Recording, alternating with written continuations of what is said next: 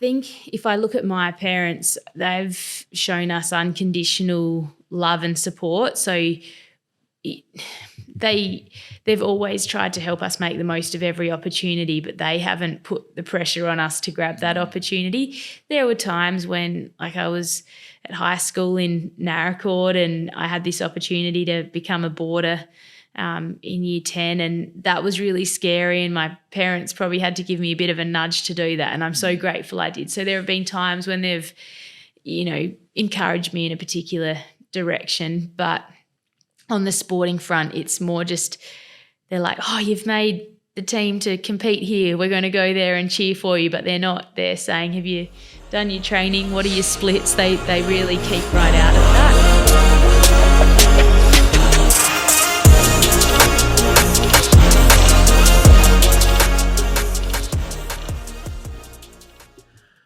Welcome to another episode of Going Pro here by ATA, and really, really pumped for this one. It's been something that we've been planning and prepping for the last month and a half or so, and I'm really excited to bring Jess Stenson on with us today. Life achievements for you. Most importantly, you're a mum of a beautiful boy, Billy, and you have another one on the way in September, so congratulations for that. Thank you. With your loving husband, Dylan. But on a personal front in your own career, you're a Commonwealth Games bronze medalist in Glasgow, bronze medalist in the Gold Coast, and last year you picked up gold in Birmingham for the marathon in the Commonwealth Games, which is a massive achievement and definitely a milestone that you've been working towards for a long time. So it's, as someone that is played tennis for a long time and just reaching my own personal goals, when you reach something that you've been working for, I'm sure it would have been a really satisfying moment. So I'm really keen to tap into just that whole world and everything that's led up to that moment. And you are just an all-round great human. The fact that you've just come on and I approached you and asked you, would you be keen to jump on? And you kindly said yes. And just listening to your conversations, you're a very humble person, and we just appreciate you taking the time. So thank you very much for being here with us today. Thank you. No, I'm really looking forward to the chat. Awesome. So yeah, I did my research. I really wanted to make sure that I was prepared as much as I could. And I was listening to your first ever race. Now, in your first race, you were 5 years old. This was around your hometown in Narracourt, right? Narracourt, yeah. Through the pine forest. That's right. So you're getting ready to start, and you actually chickened out before the race. And the kids all went, but then there was a difficulty in the course and a few people got lost, and they actually had to restart the race. So in that moment, you actually got to go again later. You were fresh. You ended up getting the win on that day, which is like sick in your first race. But do you feel something like that happening? I'm a big believer that things happen for a reason. And do you think that kind of postponing and then having to start the race and getting that opportunity to go again, is that something you always think back that running was always meant to be part of your journey and part of your path? It is really interesting because at the time it didn't seem like much of a big deal, but I look back now and think, well, if the race had all gone well, the first race that I chickened out of, and I just sat on the sidelines and my peers completed the race the following year, the annual cross-country day would have come up again. Perhaps I would have sat on the sidelines again. At what point would I have actually discovered that running is something that comes quite naturally to me? I think I was scared because I did care. And I remember as soon as the gun fired and the kids headed off into the pine forest, I had this pang of kind of envy. So to have that second opportunity to line up later in the day, and it wasn't fair that I won. I was the freshest, runner out there. But I remember the satisfaction of finishing was just so strong. And there's a picture of the winners in the local paper, and we've all proudly, got our medals around our necks. And I continued to feel extreme nerves, particularly throughout primary school with any individual race. But the reason I was nervous is because I knew that at some point it would become really uncomfortable, and I wanted to know that I'd be able to push through that. At the end of the day, once I was out there with the the fresh air and the soft sand under my feet, like I did feel like it was where I was meant to be, but I knew at some point it was going to get really hard and I'd have to push through that to get the most out of myself. And I loved that finishing feeling and the satisfaction that came from knowing that it had been really difficult and I'd been able to get through that. But naturally it causes you to be nervous because it's not a comfortable feeling. Yeah.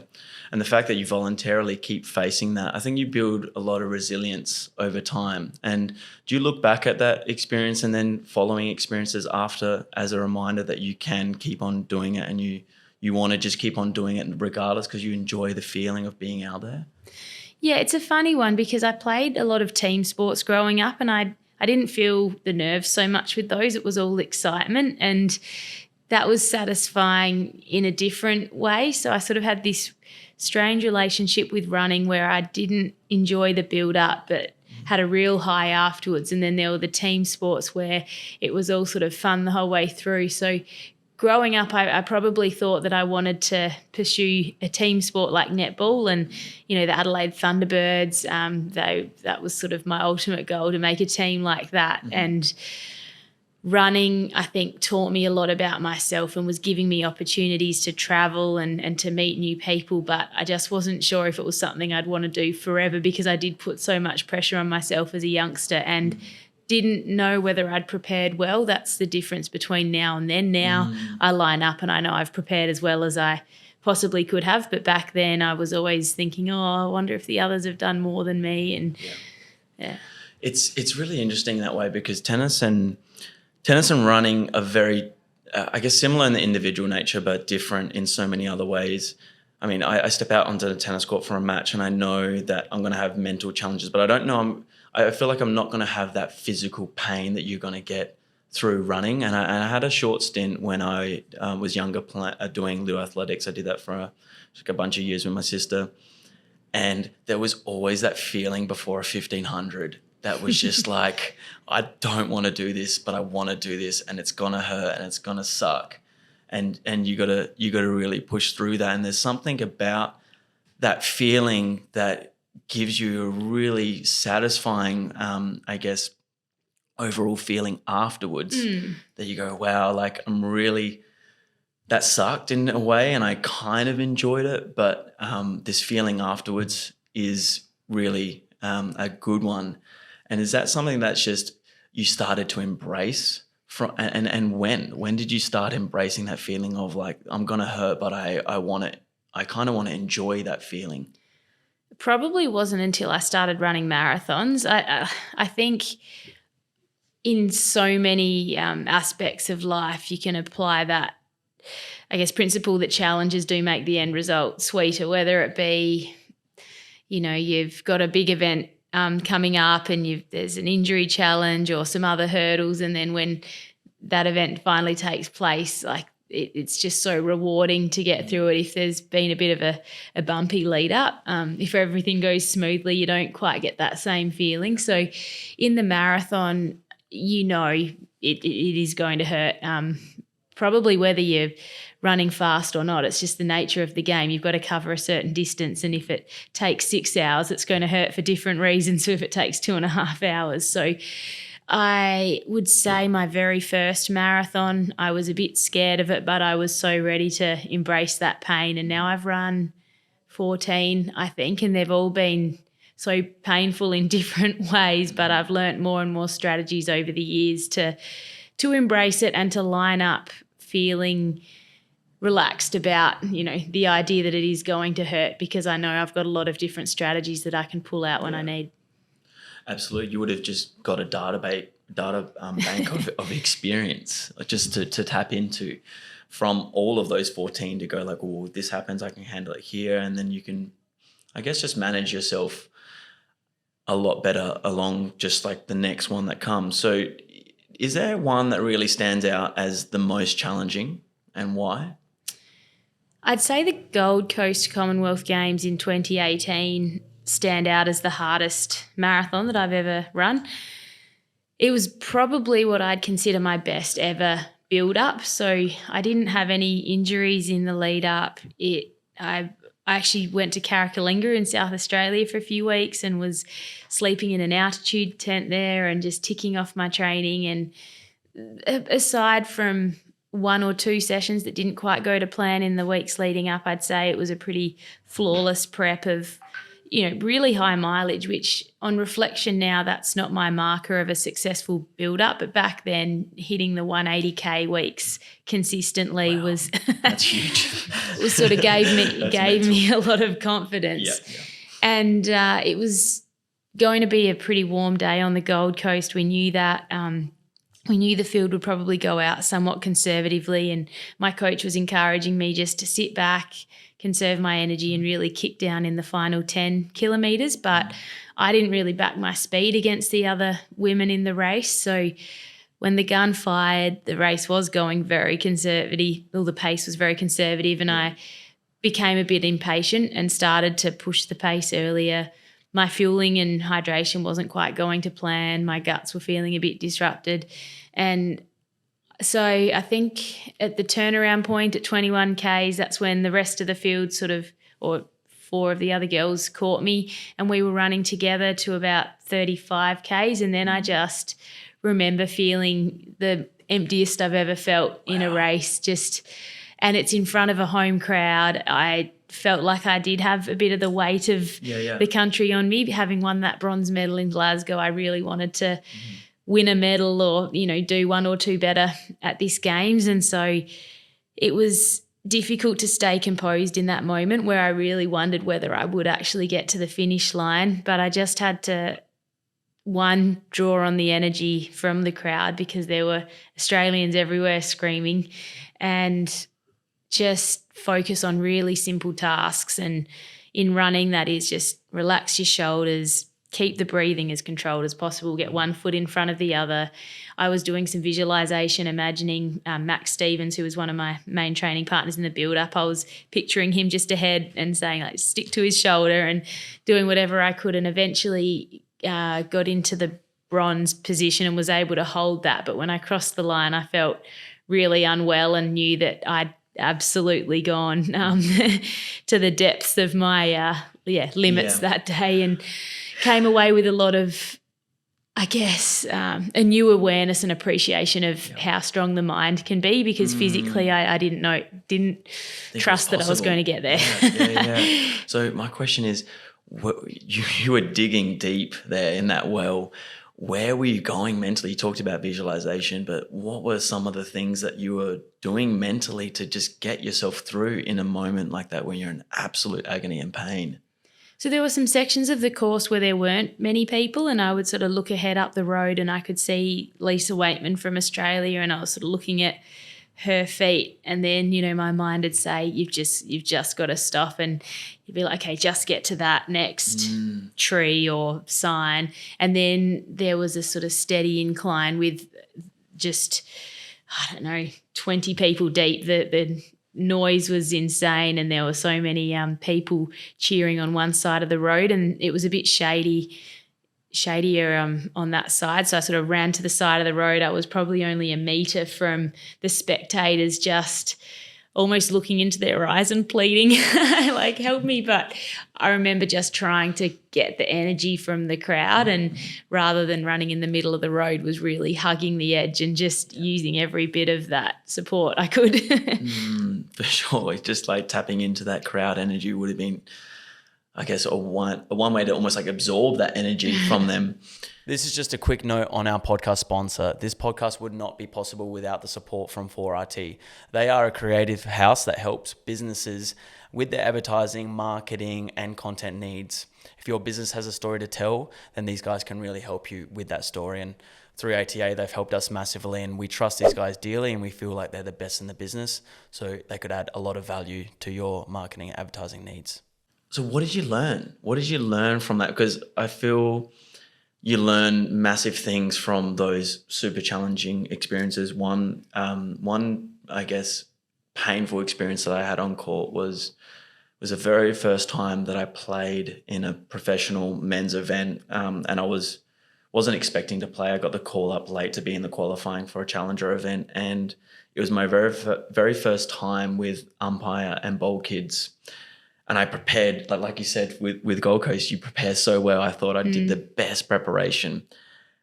And then I got out there and I full freaked out. Like I just froze.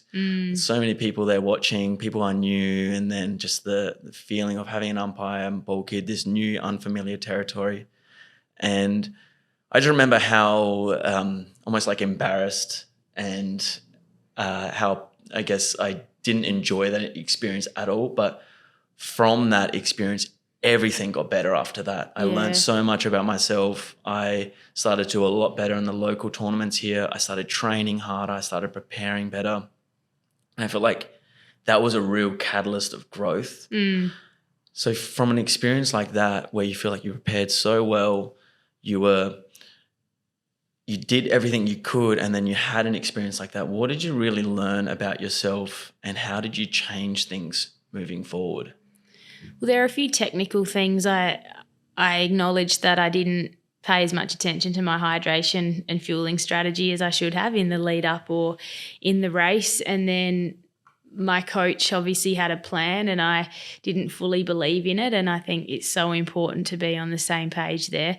But the main thing I learned was just how badly I want it. And it really showed me that I obviously care so much about the result to go to that place to finish, and that's really important. I mean, it was obviously a very tough race, and I continued to run a couple of marathons that year in 2018, but I got to the end of the year and was so physically and mentally exhausted I did need to step away for a little while, and fortunately it sort of came at a time when my husband and I were really keen to start a family, and we were able to bring Billy into the world at the end of 2019, and that period through pregnancy was a really nice opportunity to just step away from that daily, I guess, what was feeling like a grind of training. It shouldn't feel that way, but it was at the time. And so I felt like I had a lot more to give as a marathon runner, but I had to be at a point in my career where I could accept that if I didn't get back to my best, that was okay, because it was obviously, entering motherhood, there are a lot of unknowns. And so I was in a place where I thought, well, if I can't get back to my best as a runner, I can accept that, but I'm hoping I'll be able to. And having that 9 months of not running as much and being away from my squad, I missed them. It just made me so hungry to get back into it once Billy was born. And I haven't had an issue with motivation since. But I also came into that next phase of like the postpartum phase of my running career, knowing, how hard I'd been able to push myself that day on the Gold Coast. So if it got tough in a race, I've got that capacity. Yeah, that's drawn. Yeah, there's so many things to grab on to talk about there. But the one thing I want to tap into first before we start talking about your journey as being a mother is you touched on the grind. In tennis, there's this feeling that you've got to win ugly sometimes, that it's not going to be pretty. You just got to find a way to get the win, and you can't expect to be on your A game all the time. And that's what separates the good from the great, the ones that can actually still find a way when they aren't at their best. So is there an element of winning ugly in running, and what's that like from a running perspective? Yeah, you see that a lot when you've got the favourite for a race. And Eliud Kipchoge in the marathon, he doesn't tend to win ugly. It always looks good when he's running. But, if you think of a track race where you could have someone, sitting well at the back, Mo Farah is a classic example, and then they sort of come through at the end and just wind up the final laps or kick home. And some days you can tell, the favourite isn't having their best day, but they find a way just to edge out their competition at the last minute. So there are the days where it looks like it's all flowing, and then there are days where it looks like they've had to pull out every trick in the book to get the win that day, or some days there is an upset. But yeah, there's definitely an element of that in running as well. But it sounds like your Birmingham win wasn't that at all.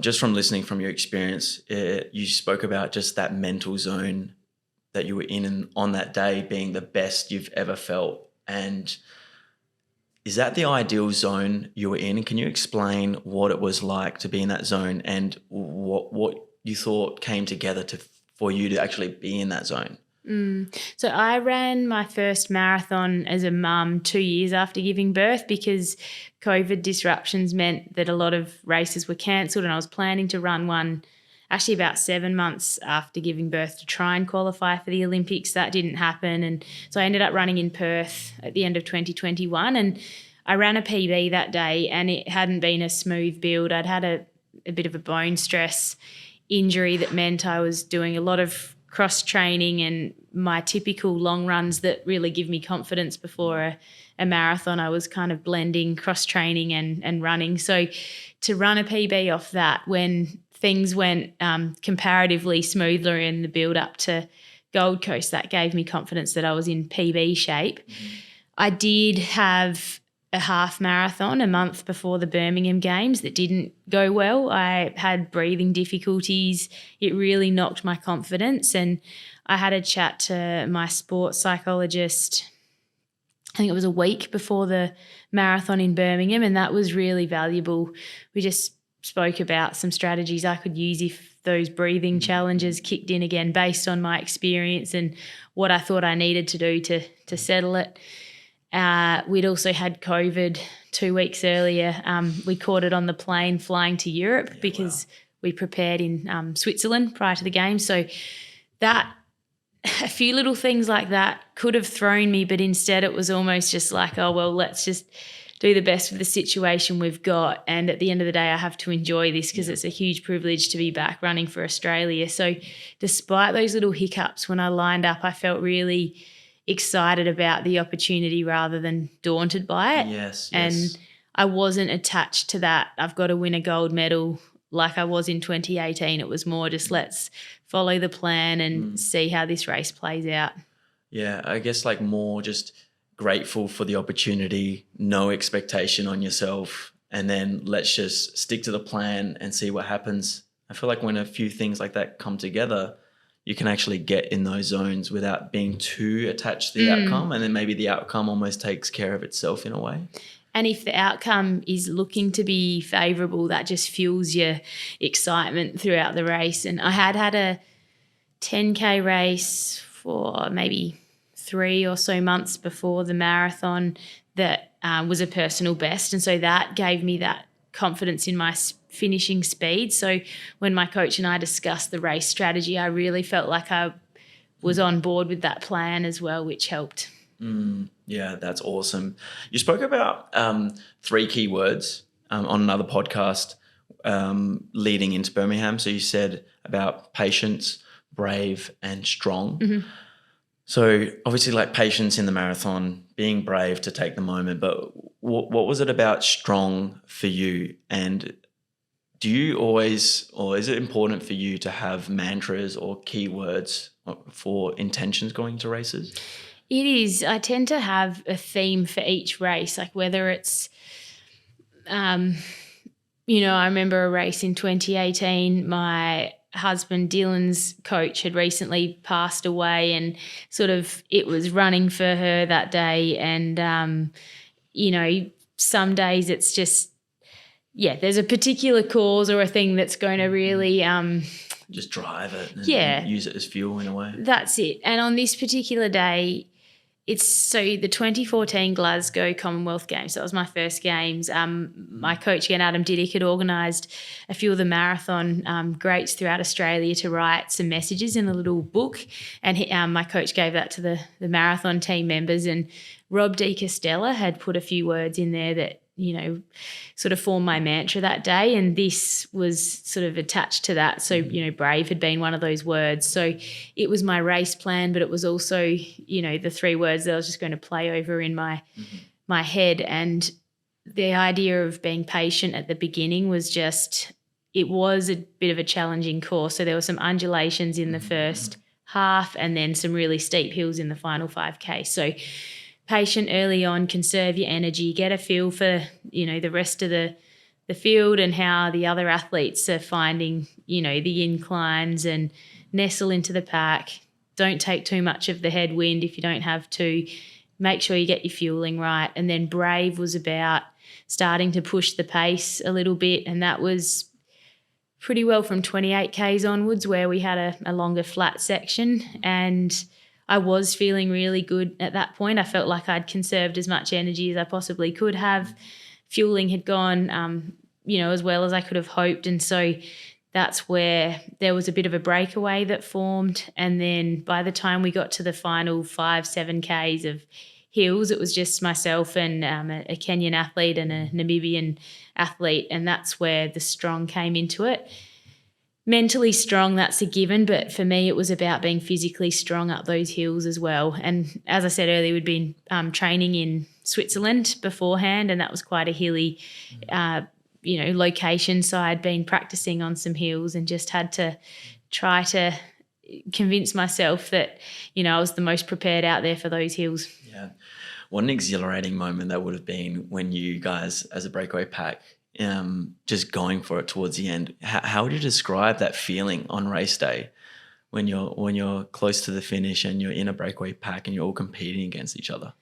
What I loved is I felt really in control. Like there wasn't a point where I doubted that my body would finish the race like there has been in some races. I felt like I was in a favourable position and that it was hurting, particularly those final 5 kilometres or so. But by that stage, I don't know whether it's lack of sugar to the brain or something, you're not really sure how far you've got left to go. So you're just taking each corner and, up and down as it comes. I remember thinking I was almost at the finish line, and I think I took my sunnies off at that point, and then I saw the 40K mark. I was like, you're kidding. 2 Ks to go. And that drags. But when I finally saw the finish line and was on that home straight, it was just a flood of relief and, it's just complete contentment, really. Yeah, you spoke about that, just being content and just feeling like it's everything you've worked for in that moment kind of coming together. Did that change anything for you afterwards in the next months after Birmingham? Do you feel like anything kind of changed for you from that result? Definitely opportunities, like career opportunities arose. So even the opportunity to run the New York Marathon came, and that was three or so months, maybe 4 months after the Commonwealth Games. And New York Marathon's one that I've had on my to-do list for many, many years, but it's a hard, elite field to get into. So to be invited into that field, it happened to be the race that my brother Jack was using as his debut. So I was like, I've got to make the most of this opportunity. And I knew it would potentially be difficult to get back into training after such a big life experience, but I wanted to give myself the option. And I was really glad that I ended up going to New York. And again, I just, I tried to enjoy that race as much as possible, and I was happy with the result. But I felt after that I needed probably just a bit of time away from the marathon again to really get the hunger back for a good one, because it had just been such an emotional and physical, year. I'm sure it's grueling. Is there like a cap on how many you can do in a year? Because it seems like such a physically exhausting and demanding event, especially at the elite level that you're running it at. With the shoe technology these days, some people are running, 3 or more in a year, but it typically used to be about 2. For me, the only year I ran 3 was in 2018. And I wouldn't sort of roll that out often. I found that tough. Brutal, so brutal.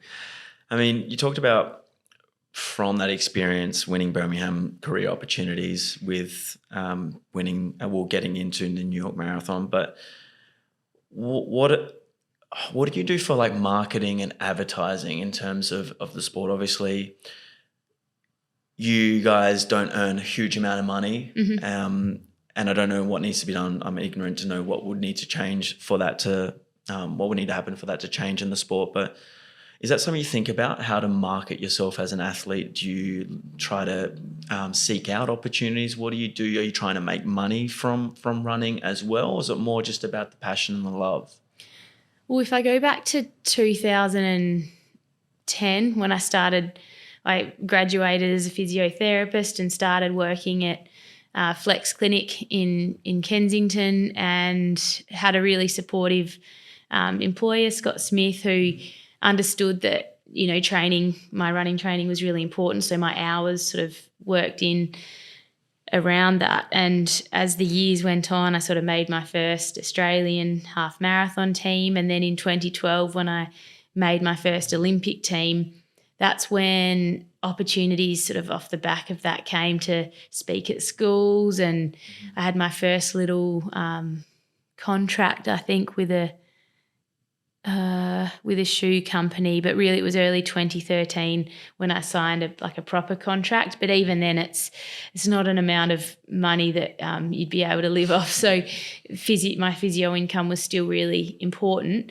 I think in 2014, one of my training partners, actually, he's really good with the digital side of things. He set up a website for me. Mm-hmm. So that suddenly was an opportunity to give my supporters a bit more promotion, but also a more professional way for people to contact me for any, potential speaking engagements. And I could share my journey in like the form of kind of race summaries or blogs on there as well. So I think that was a pivotal point where you think, website, but it actually opened up some really good opportunities. I could run competitions on it when I had races and so from there just kept on building kind of those speaking opportunities and the odd little ambassador role, and could cut back my physio hours to factor in my training and travel for training camps and that sort of thing. So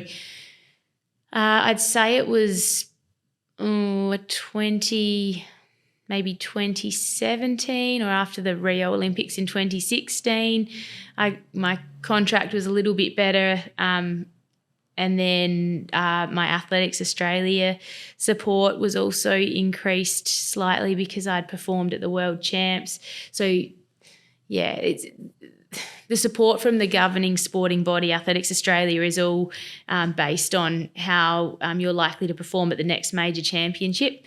And so it's never a very secure income, and it's also, again, not an amount that you could really live off. So I found I was just drawing income from lots of little sources, and it wasn't until the Commonwealth Games result where I was able to sort of partner with a brand that provides... The first one in Glasgow? Sorry, the recent Commonwealth Games in Birmingham, where I've been able to partner with Lululemon. It's been a fantastic opportunity there to have a relationship where I'm providing, I guess, more for them outside of just my performances, with some other, feedback on apparel and some travelling for, photo, video shoots for their running campaigns and things like that. So I feel like it's a bit more of a secure opportunity, and then I'm less reliant on the other little bits and pieces, because for a few years there I just felt like I was running around trying to do so many different things. It was hard to focus on my training, and motherhood, I think, really forced me to just put income aside, focus on parenthood and training, and trust that it would hopefully all work out. COVID meant that the world had kind of, changed anyway. And finally in 2022, it sort of paid off. And I feel like I've got a bit more of a steady and predictable situation, which has been, 8 or so years in the making of just trying to be smart with some of those, marketing strategies. Is it important for brand alignment for you? Like, are you just not going to work with people if you feel like there's not alignment? Because it sounds like my sister's an ambassador at Lululemon, and just from her experiences and a little bit of dealing with Lulu myself, that they are really big on community. They are really big on mental health. They are trying to create workshops and environments and speaking engagements where they are tapping into all of these areas, which is awesome. Is that a big reason why you joined the team at Lululemon? And what sort of things do you kind of do in that sort of space in terms of like the mental wellness and mental strength sort of workshops and speaking engagements? Yeah, I've had a bit of exposure to the brand through the physio clinic that I was working at. They're affiliated with Lululemon, and then a friend of mine on the 2016 Rio Olympic team, she was an ambassador for the brand, and I've always admired their holistic approach and could really sense that community was a priority of theirs, but they just seem so genuine. And when I had the opportunity to meet with a couple of people, I really felt that, and it was just something I wanted to be a part of. So definitely the value alignment is really important, because it's not just about me, training and receiving some support. I want to make a career out of being able to give back to the brands that I'm working with and really feeling invested in what they're doing. So it wouldn't be nearly as satisfying if you didn't genuinely believe in. It requires a little bit more patience on your behalf to maybe pass on opportunities that don't align, but when the opportunities do align, I feel like it leads you to such a better place, a more rewarding place as well. And it comes so much more easily as well. Nice. That's really cool that you just stuck that time out, and it's worked out for you in the end, which is great, because you deserve it, obviously, being at the pinnacle of your sport in Australia. And if you can't earn a living or be having contracts or things aligned with that for those achievements, I would say something needs to change if that's not happening. So it's really good to hear. How much do mechanics come into it? So a really good friend of mine, he's gotten really into the running journey in the last couple of years, and he's really lucky and fortunate to have Brett Robinson as his coach. Yep.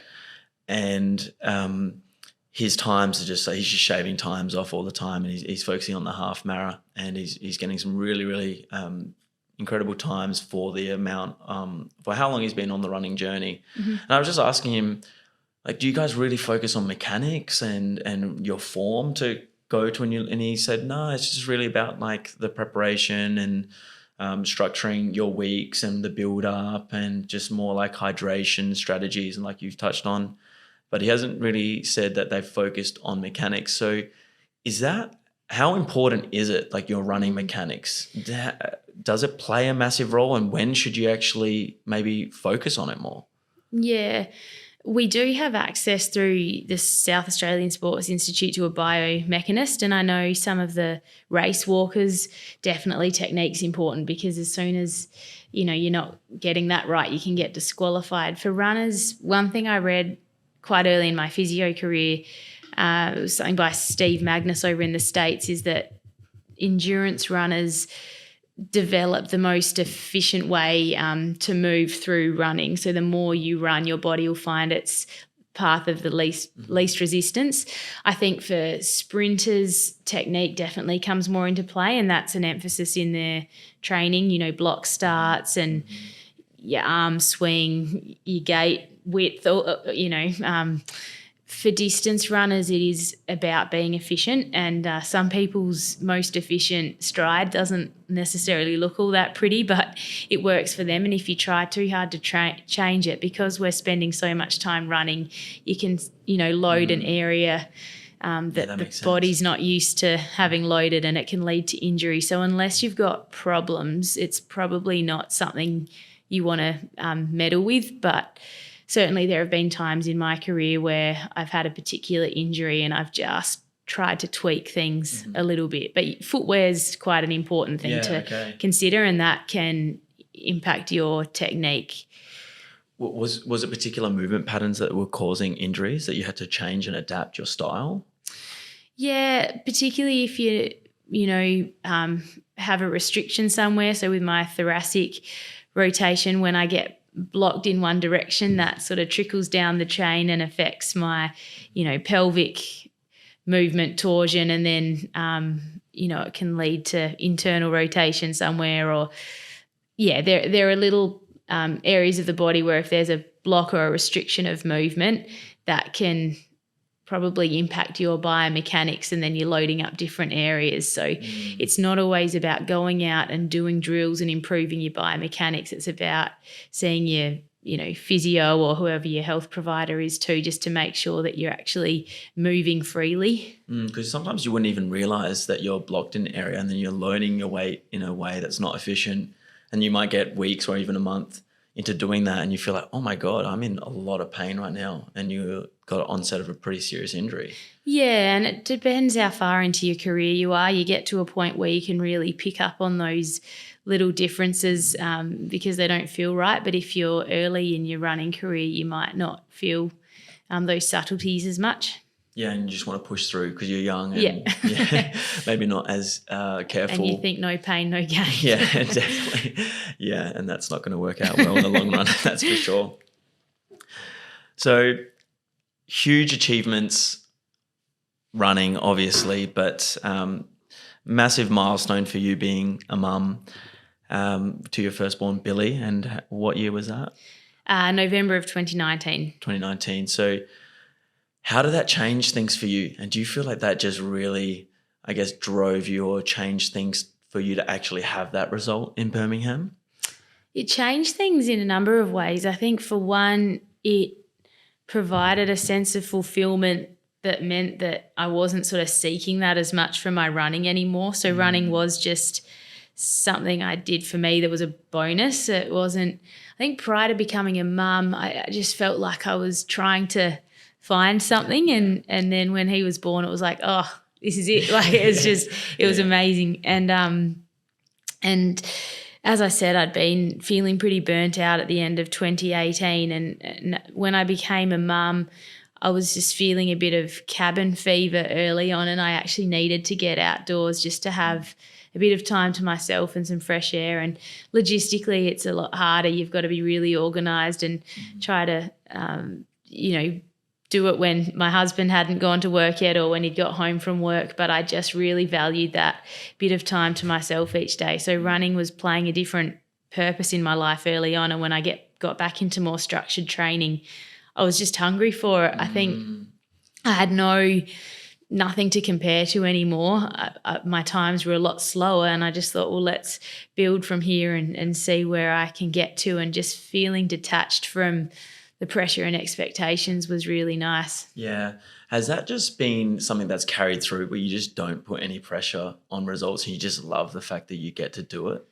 Yeah, it's interesting. I probably line up for races feeling less internal pressure than I used to, even though with something like New York, I was away from, my family for 9 days. And so in a sense, that's a big sacrifice, but I also feel like if it doesn't go well, I'll be fine. Like I'll be able to get through. Whereas I don't know that I trusted that back. My younger runner thought if this doesn't go well, I don't know what I'm going to do. Whereas here I just feel like I've got the support around me and the strategies to manage, whatever happens out there. Yeah. Being a mum's really changed things for you by the sounds of it. Do you have any advice, I guess, to yourself or others on how you would get to that place without being a mum? I think you do need to really find satisfaction like outside, or something that fulfills you outside of your sport as well, whether it's another little career opportunity you're pursuing on the side, a hobby. If you've got a few areas that fill your cup, you don't line up feeling like I need this result today to make me, feel satisfied. So it's about going into your sport with curiosity and excitement about what might be possible, not fear of like what happens if it doesn't go well today. For sure. I think that's really good advice. 'Cause I see like a lot of athletes who put so much pressure on the result to be someone, and when it doesn't work out, it's almost like they're shattered and they go into like a deep depression in a way. And even after the sport where they haven't maybe mapped out what they're doing outside of their career as an athlete, and they almost feel like lost. Is that something that you always had in mind while you're having your professional career, that you didn't want to let it define you and you had a plan outside of that? It's interesting because I remember being in my second year of study at uni and feeling like I was in a bit of a hole. Like I was pursuing this career, which was exciting, but I'd always had this sporting dream as a young child, and my brother was sort of living out his. He'd just been drafted to the Melbourne Demons, and my sister was initially she was rowing, but she ended up going and working as a jillaroo and sort of living out her dream. And I felt like I just hadn't kind of ticked all of the boxes that I dreamed of as an athlete. So that's when I switched from playing netball to really throwing more into my running. And I was finding my running was starting to provide just so much fulfillment that was making me a better probably student and person generally. So it was actually running that helped me out of a bit of a rut in my life where I just was waking up feeling a bit flat and not that content with where I was heading. So now I'd say, yeah, with people who are balancing so much, particularly young tennis players, I know you can train for hours and hours and hours a day, whereas as a runner, you can probably only maximum do 3 hours of training a day between, your gym and your running. So we do have a bit more time available to pursue hobbies and outside interests perhaps, but I still think any athlete needs to have some sort of outlet. And I've learned as a mum that training more for me maybe isn't like I've pulled back on my mileage. I've got more of an emphasis on quality over quantity now, and I've actually performed better. So when I was doing those 180 to 200K weeks, I don't think that yielded better results than me pulling it back a bit, focusing a bit more on recovery and just looking after myself as a person. So it takes a while to learn what works for you, but more isn't always better. I think effective is best. Yeah, you spoke about running being an outlet, and I think that's so true and so important for everyone to have whatever outlet that is that works for them. Do you feel like that helps you show up better as a mum? And my other question is, what sort of things do you really want to instill in your kids in terms of values? I do think it helps me to show up better as a mum. I notice if I don't get outside and be active. I mean, in pregnancy, it's not always running. It can just be going for a walk or something. I feel a bit lethargic for the day. I don't quite have that buzz and that motivation to get the most out of the day. Starting the day with some form of exercise or knowing that I'm doing something later on tends to just help me tick. It gives you an appetite for life, but also, you can come back and enjoy fueling and just you generally tend to make better lifestyle choices because you want to sleep well so that you'll feel good when you're exercising. And it all kind of feeds in together and then you build momentum. That's right. And then the other part of the question was... Just as a mum, what sort of values do you really want to instill into your kids? I think if I look at my parents, they've shown us unconditional love and support. So they've always tried to help us make the most of every opportunity, but they haven't put the pressure on us to grab that opportunity. There were times when, like, I was at high school in Narracourt and I had this opportunity to become a boarder in year 10, and that was really scary, and my parents probably had to give me a bit of a nudge to do that, and I'm so grateful I did. So there have been times when they've, encouraged me in a particular direction, but on the sporting front, it's more just they're like, oh, you've made the team to compete here. We're going to go there and cheer for you. But they're not. They're saying, have you done your training? What are your splits? They really keep right out of that. Yeah. They've probably been a little bit more involved with my brother's footy because the club really does try to involve the parents, but it's still at a level that just feels very supportive and loving rather than pressure. I think that's really good advice. And yeah, you just see it can go both ways. Like you see some parents have maybe put some more pressure on and maybe they've had some tension, but later on it leads to great things. And there's no right or wrong way, but it does sound like that loving environment you grew up in shaped you massively, and just being in Narracourt and having so much availability to just be active and have such an active lifestyle would have been so awesome for you guys. Yeah, and mum and dad also role modelled hard work. Like they're they set themselves big, ambitious goals. Like for mum, it was they decided to start a swimming business in our backyard in Narracourt. made the financial sacrifice to get an indoor pool built, and Mum every day was in the pool teaching swimming in the morning after school, and we had lap swimmers coming. My dad's a vet and like a consultant, and so he does a lot of speaking and presentations, so I've sort of seen him, you know, getting out of his comfort zone, doing those sorts of things, and having Mum and Dad to watch throughout my whole career is just, I guess, without me realising, encouraged me to just be brave and try big and scary things as well. 100%. It's almost like they didn't even need to explain things about working hard. They just modelled it through their actions, and you just got to observe that firsthand. Well, it sort of feels normal when that's what you've grown up watching, so you don't really question it. And I mean, by coincidence, Dad's really passionate about animal nutrition and human health and nutrition, so we've always had big discussions about that. And, you know, my dad's had some tough health challenges in the past couple of years. He was diagnosed with a tumour in his thigh at the beginning of 2021, and that really, again, just showed another level of just how strong Dad is. And he maintained an optimistic mindset throughout his 9 months of intensive chemo. And, you know, I was visiting him a lot in the hospital, and I just really admired the way my family, you know, manage that situation. And it's ongoing, you know, cancer's one of those things where you're having ongoing checkups, but I just, again, line up for a race. I'm like, this is just something I get to do. It's a privilege. Some people are going through a lot of pain and don't get,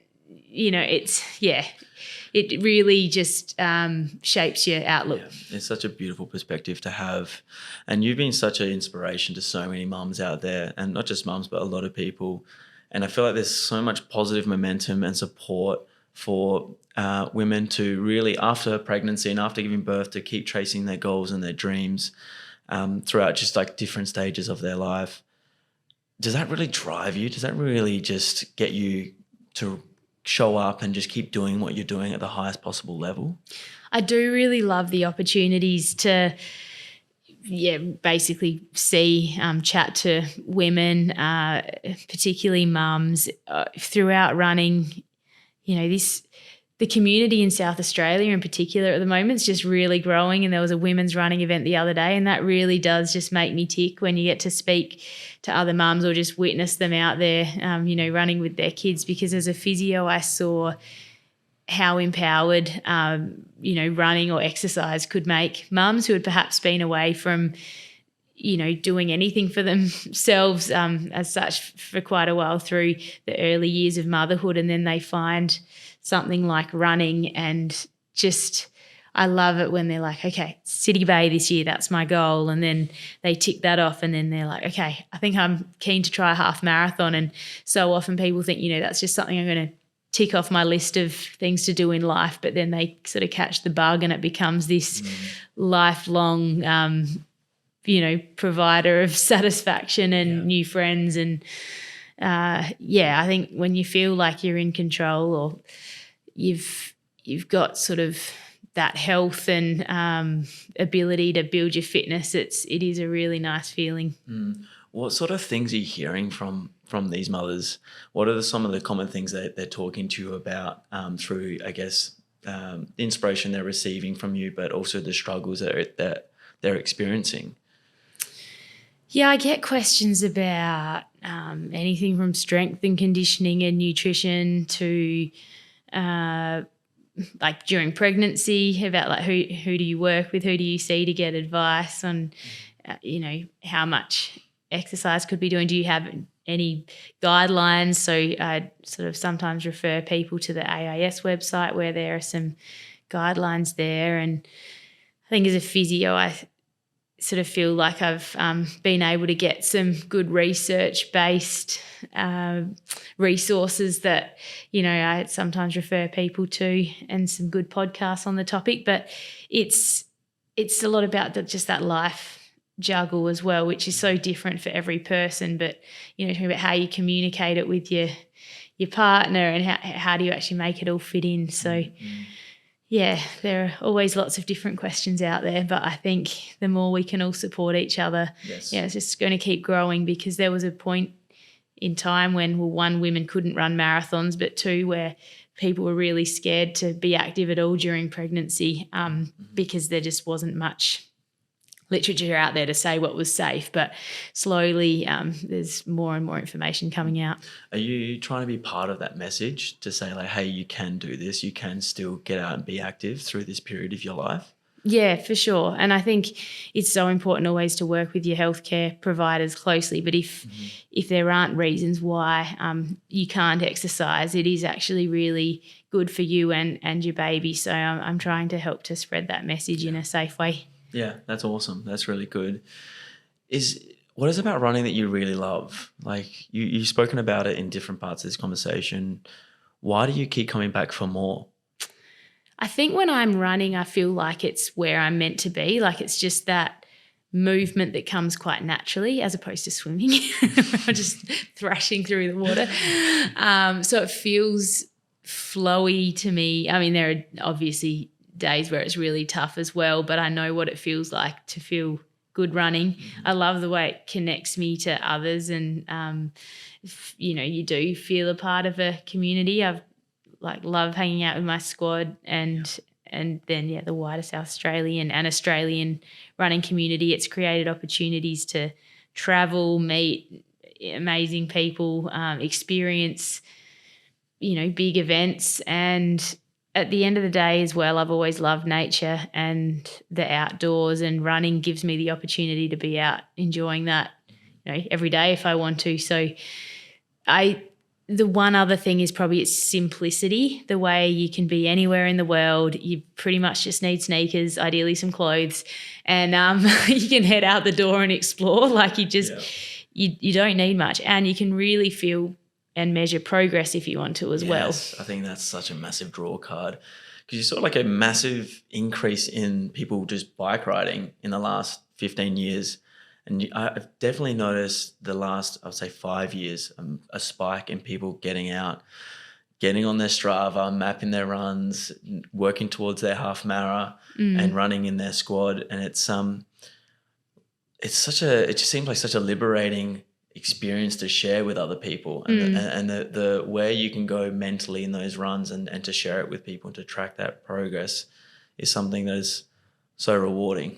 Well, yeah, a lot of people can relate to it. And I think Strava, you can feel really supported without even knowing anyone that, you're communicating with. It's this bizarre world now with social media where, people can find each other from, the opposite side of the world. And podcasts, I think, are really bringing people and communities together as well. So there are so many ways that you can feel connected in sport now. 100%. Do you do speaking engagements with kids at school? Yeah, so the Olympics, the Australian Olympic Committee has a program called Olympics Unleashed, and that's just been rolled out again in South Australia, and that's for Olympians to speak to just Year 7 students only. But probably since 2012, I've enjoyed just, high school, primary school, whatever it might be, visiting various schools, particularly Narracourt Primary. I love going back there. But, the school environments, it's great. The Q&A part's always fun, particularly with the reception kids. That'd be so funny. I mean, for us, it's so important. We're trying to really make a difference in our own little bubble about just teaching kids about being resilient and really overcoming adversity and believing in they can go for their goals and dreams, coupled by hard work, and they can do it. Because I feel like through so many factors in society, a lot of kids are just struggling mentally, physically, with identity as well, and just not really having like a purpose and a drive for things, and just super distracted through just technology and maybe overuse of technology. What are you observing with the kids, and is it what sort of messages would you give parents who have young kids or just kids in general, to build some of these tools and these skills that you use to get through such grueling races? there's definitely a lot of noise out there now, and people being pulled in all sorts of directions. The beauty of Narracourt, it was everything was close, and you could go to your basketball training on a Tuesday night, netball on Thursday, little aths on Friday, and it was all, parents would help out and take, carpool, that sort of thing. Oh, it's hard because I know how nervous I would get as a kid for some of these things, but I was motivated to train because I think I did enjoy challenging myself, and I think just embracing that challenge and having something that there's challenges that can be thrown on you, like a health challenge, but then there's also those things that you can seek out. And I think it's really empowering to seek out some challenges and then get the satisfaction from having ticked it off. So if you can find your thing, for me early on, it was playing the piano as well. I'd, do these little recitals. And again, it was such a huge source of nerves. But then afterwards you'd be like, oh, I did it. I could do it. Just have these things that are scary, but show yourself, what you can do. And I do think going back to running again, it's one of those things, it can be as out there or as hidden as you want it to be. And if there's someone who's just wanting to do something for themselves, just getting out for a walk of the block, and then it turns into a bit of jog walking, and then eventually you tick off like I ran the whole lap. No one else needs to know about it, and it can be such a source of self-satisfaction. Yeah, that's really important, because a lot of people, they only want to do it for them, but they feel so daunted by the task of the whole thing. So breaking it down into smaller chunks like that, I think, and having the little wins is a really important message for people. What's next for you though? So another child on the way this year, but in terms of where you're heading next after that, are you really wanting to get back out and race? Do you have some big goals? Where do you want to take this next phase of your life?